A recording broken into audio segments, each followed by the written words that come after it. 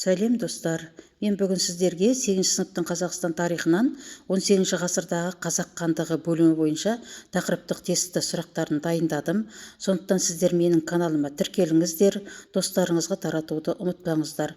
Сондай-ақ 18 ғасырдағы қазақ хандығы бөлімін сіздер аяқтадыңыздар.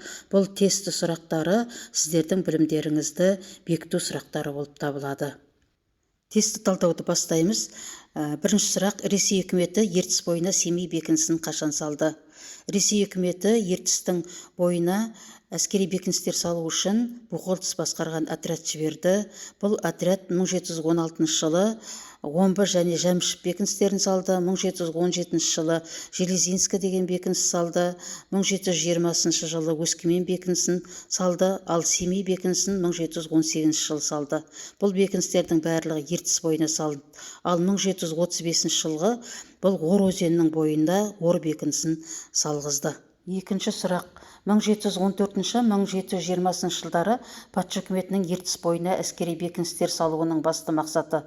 Бұл кезде қазақ хандығы жоңғарларменен соғысып жатқан болатын. Міне соны пайдаланған Ресей үкіметі қазақ өлкесін біртіндеп жаулап алуды көздеді. Үшінші сұрақ: 1730 жылы кіші жүз ханы Петербургке елшілікті қандай мақсатпен жіберді? 1730 жылы кіші жүздің ақсүйектері Әбілқайыр ханға Ресейменен әскери одақ болу туралы ұсыныс берген болатын, бірақ 1730 жылы Әбілқайыр хан әскери одақ құру емес, Ресейдің құрамына кіру туралы елшілік жіберді. Төртінші сұрақ: Тевкелеев деген кім? Тевкелеев кіші жүз Ресейдің құрамына кіргеннен кейін қазақтардан ант қабылдау үшін келген Ресейдің сыртқы істер алқасының аудармашысы. Бесінші сұрақ: кіші жүз ханы Әбілқайырдың жұмсауымен Ресейге қосылу туралы құжатты апарған елшілер. Бұлар Сейітқұл Қондағұлұлы менен Құтлымбет Қоштайұлы. Бұлар 1730 жылы қыркүйек айында Петербургқа жетті. Алтыншы сұрақ: Ресей императрицасы Анна Иоановна кіші жүзді Ресейдің қол астына алу туралы грамотаға қашан қол қойды? 1731 жылы 19 ақпанда қол қойды. Жетінші сұрақ: Әбілқайырдың кіші жүзді Ресейге қосуын жеке бас мүддесін ойлағаннан туған іс-әрекет деп бағалаған орыс тарихшысы бұл Левшин. Ал Макшеев және Завалишин деген тарихшылар Әбілқайырдың бұл әрекетін ақтайды. Сегізінші сұрақ: қазақтардан ант алуға Ресейдің орыс елшілігін басқарып келген бұл Тевкелев. Ол Ресей дипломаты. Кіші жүз қазақтарының Ресейдің қол астына өтуіне түрлі айла шарығы менен, сатып алуымен, қорқытуменен ықпал еткен адам. Тоғызыншы сұрақ: 1734 жылы Қырғыз Қайсақ Орынбор экспедициясын кім басқарды? Ресей үкіметі кіші жүз Ресей мемлекетінің қол астына кіргеннен кейін осы өлкедегі өзінің ықпалын күшейту мақсатыменен экспедициялар ұйымдастырды. 1734 жылғы осындай экспедицияны Кириллов басқарды. Бұл сенат хатшысы. Оған жүктелген міндет жаңағы Ор өзенінің бойында Ор бекінісін салу, Орта Азия менен сауда қарым-қатынасын нығайту, сондай-ақ қазақ жерін барлау, оның табиғат байлықтарын зерттеу және оны игеру міндеттері қойылды. 1738 жылы Орынборда қазақ съездерінің сұлтандарының съезін өткізген. Орынборда 1738 жылы съез болды. Бұны басқарып келген Татишев. Оның негізгі мақсаты кіші жүз бенен орта жүз руларын Ресейге бағынғандығы туралы екінші рет ант қабылдау болды. 11-ші сұрақ: 1756 жылы патша әкімшілігі кіші жүздің қазақтарына қандай шек қойды?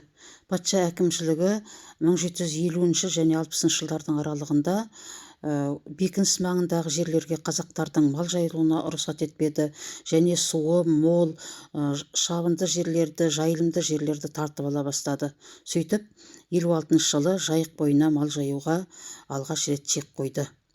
12-ші сұрақ: 1771 жылы Орта жүз ханы Әбілмәмбет қайтыс болғанда дәстүр бойынша кім хан болуға тиіс еді? Дәстүр бойынша Әбілмәмбеттің баласы Әбілпайыз болуға тиіс еді. Бірақ Әбілпайыз елге белгілі, Әбілмәмбетпен бірге бүкіл саясатты, ішкі сыртқы саясатты бірге жүргізген Әбілмәнсұрға орын берді.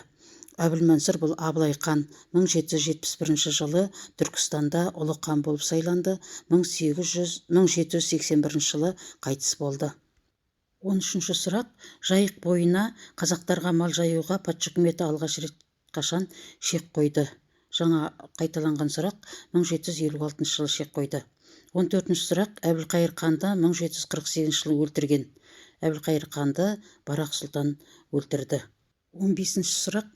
Әбілмәмбет хан менен Абылай сұлтан Ресей билігін қашан мойындады? 1740 жылы 28 тамызда ант берді. 16-ші сұрақ. Патша үкіметі Каспий теңізі менен Жайық жағалауындағы шұрайлы жерді отарлауда пайдаланды дейді. Әбілқайыр хан қайтыс болғаннан кейін, оны Барақ сұлтан өлтіргеннен кейін кіші жүзде екі хандық пайда болды. Солтүстік батыс бөлігінде осы Әбілқайырдың баласы Нұралы хан болды, ал оңтүстік шығыс бөлігінде Батыр сұлтан хан болып тағайындалды. Бұл кіші жүздегі алауыздықты патша үкіметі өзінің отаршылдық саясатына пайдаланды. 17-ші сұрақ. 1742 жылы Абылай сұлтан кімдердің тұтқынында болды? Жоңғарлардың тұтқынында болды. Достар, Абылай ханның ішкі сыртқы саясаты деген сабақ менің осы каналымда бар. Абылай хан туралы білгілеріңіз келсе, соны қайталап оқу алуларыңа болады. 18-ші сұрақ. Жоңғар мемлекетінің толық талқандалып жойылған жылы? Жоңғарлар менен қазақтардың арасындағы соғыс 100 жылдан астам болды. Ақыр түбінде жоңғар мемлекеті түгел жойылды 1758 жылы. Ал қазақ хандығы өзінің тәуелсіздігін сақтап қалды. Достар, мен сіздерге осы 18 ғасырдағы қазақ хандығы туралы тестіні талдап болдым. Сіздер менің каналыма тіркеліп, менімен бірге болыңыздар. Қазақша контентті мені қолдап жіберіңіздер. Сау болыңыздар.